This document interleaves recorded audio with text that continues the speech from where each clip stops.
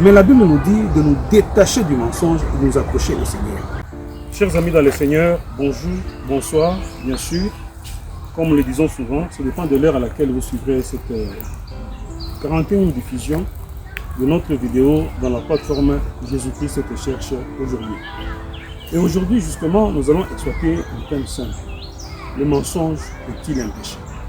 Le mensonge est-il un péché?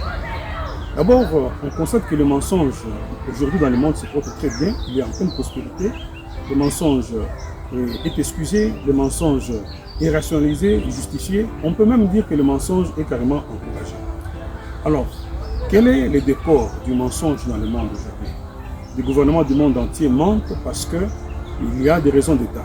On peut commettre des crimes, ce sont des raisons d'État.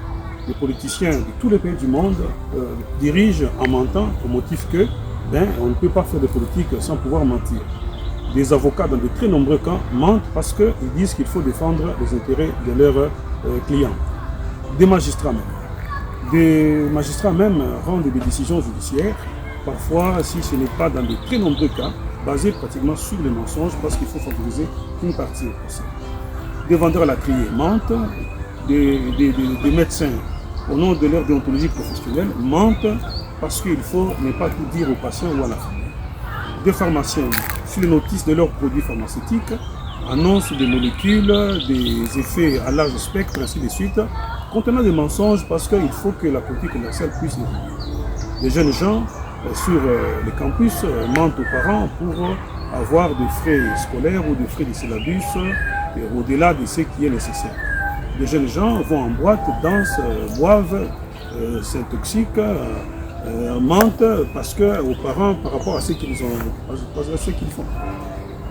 Bref, même dans la sorcellerie, il y a les mensonges. Et les sorciers, les occultistes qui recrutent de nouvelles recrues ne leur disent pas au début que tout cela finira par le sang et par des sacrifices humains. Voilà un peu, si on peut dire, le décor du mensonge aujourd'hui dans le monde qui se porte très bien. Alors comment peut-on définir les mensonges bien-aimés? On peut dire très simplement que les mensonges, c'est tout simplement le fait de dire, d'écrire ou de faire quelque chose qui est contraire à ce que l'on sait être vrai et que l'on fait pour se produire, pour s'octroyer à soi-même ou à un autre un avantage moral, matériel ou intellectuel quelconque. Et on assoit ça sur le mensonge.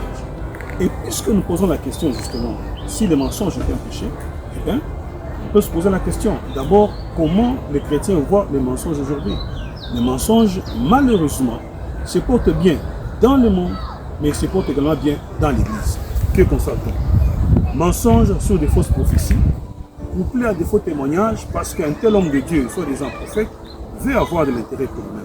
Mensonges sur les résultats prénuptiaux ou de VIH/SIDA ou de procureuse, parce qu'on veut absolument marier telle personne ou pas. Mensonges sur les statuts réels d'une personne qui n'est peut-être pas chrétienne parce que bon, la chair est là, on veut absolument se marier avec la personne.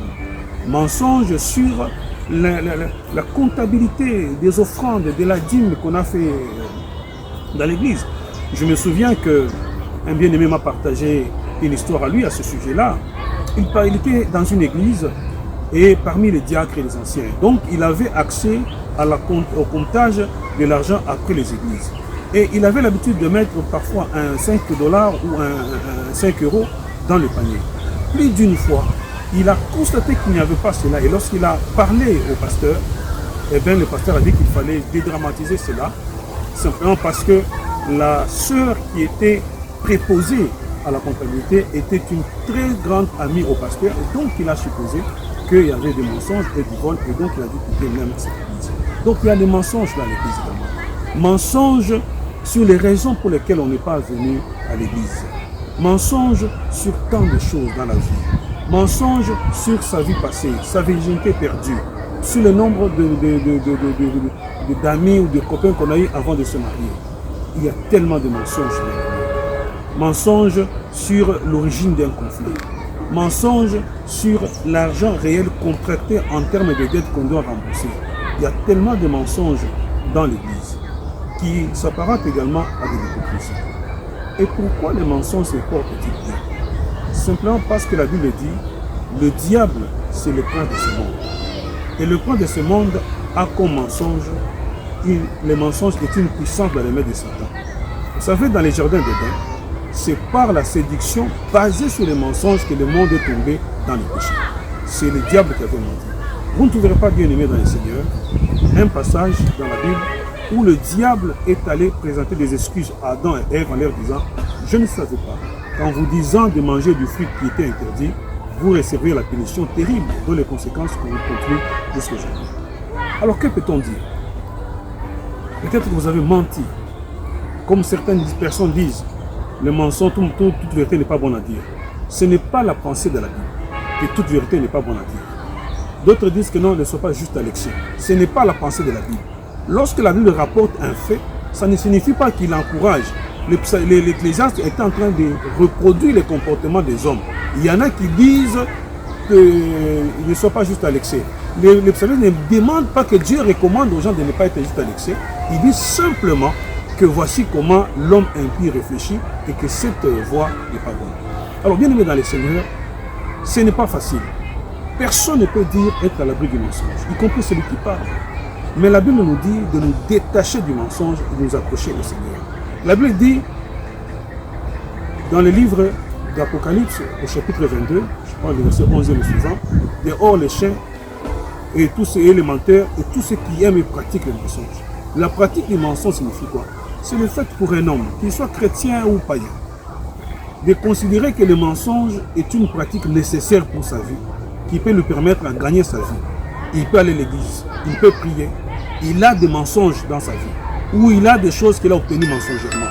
Il y a ces choses-là qui sont venues de lui, cette personne-là vit dans les mensonges, et la Bible nous dit que le mensonge est un péché.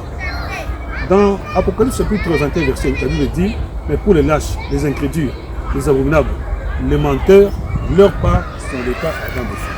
Bien aimé dans le Seigneur, un jour Jésus-Christ reviendra. Il nous a aimés, il a prouvé par sa mort à la croix. Et il nous veut que nous marchions dans la sanctification. Et nous devons le faire. Il nous met en garde de chercher les chemins larges. Ces chemins larges où tout le monde passe. Il va utiliser les mensonges pour arriver à ce fruit.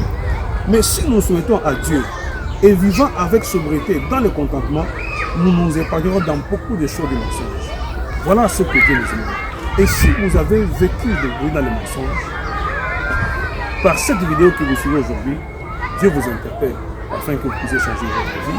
Vous allez suivre ce message d'appel qui suit après cette vidéo et vous allez vous y conformer. Si c'est de votre cœur, vous allez prier. Que Dieu vous bénisse et nous voyons à la prochaine par une deuxième vidéo de la série. Cher ami, la Bible dit que Dieu parle aux hommes tantôt d'une manière, tantôt d'une autre, et l'homme n'y fait pas attention.